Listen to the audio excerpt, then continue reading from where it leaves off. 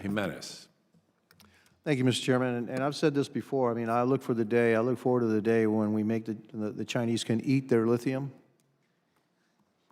And so I don't think that we're chasing tails here. I don't think we're ever going to get to the point that we're going to be able to compete with the Chinese on the rare earth issue. I really don't. I mean, I just think that if we even try, they'll take steps to make sure that it fails. They'll embargo us or whatever, and then we'll cry uncle, and that's it. So I'm more focused on alternatives and investing in alternatives. Are there alternatives to these rare earths today, or are there alternatives to these rare earth materials, and the uses for them? You can see on the horizon. And then Mr. Rountree, if you can answer that, I appreciate it. Yeah, I think, we developed our technology, over 12 years to really solve the challenge with rare earth magnets, right? So this is a new type of magnet technology. It's the first new magnetic material being commercialized in 30 years.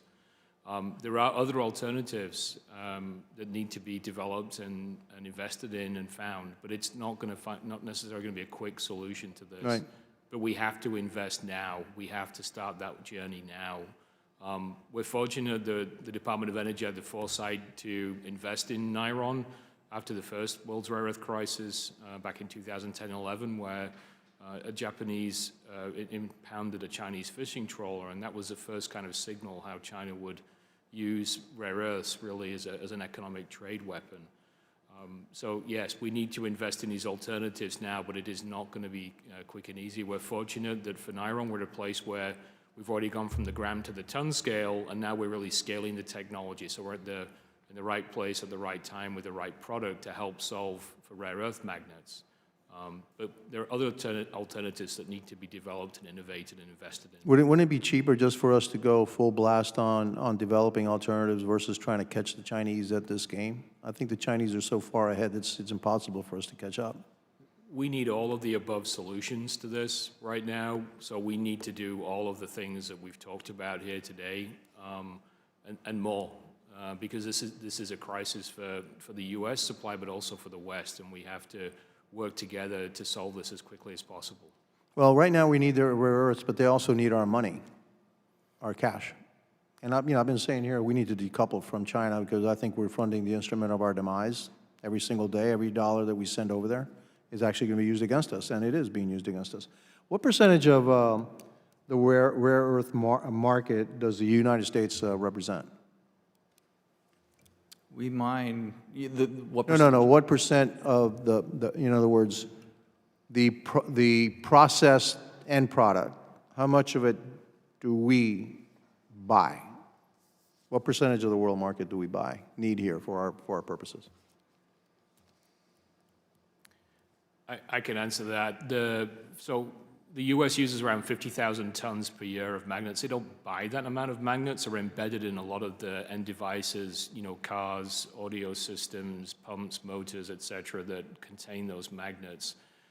Today, it's around 300,000 tons of magnets globally, right? So it's around 15 to 20% of the world's rare earth magnets are being supplied into the U.S. in a variety of different end-use applications. How about the European Union? How much do they consume? It's a little bit less, but it's that kind of same 10,000. It's less, but it's quite significant.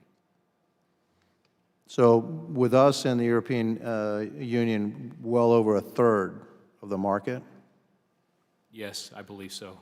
So we can provide that information afterwards in writing if that would be helpful. Would the European Union be willing to, one of the things that I looked at here, the testimony, or at least some of the things that I saw was that, maybe what we should do is establish kind of rolling tariffs on these materials so that a Chinese rare earth materials we would never allow it to be cheaper than, say, a U.S.-made product. So, it would bounce up and down. So if somehow the Chinese, really wanted to suppress the price of a certain product, certain material, we would then raise the tariff on that material so that it would always be kind of like equal to the United States. Do you think that the European Union would join us in this effort, knowing that they're just as vulnerable as we are to Chinese manipulation? Yeah, it's a great question. I can't comment on the European Union, but I will point out that even though we use 50,000 tons of the year here in the U.S., we're not buying that many magnets. It's significantly, it's around 7,000 to 10,000.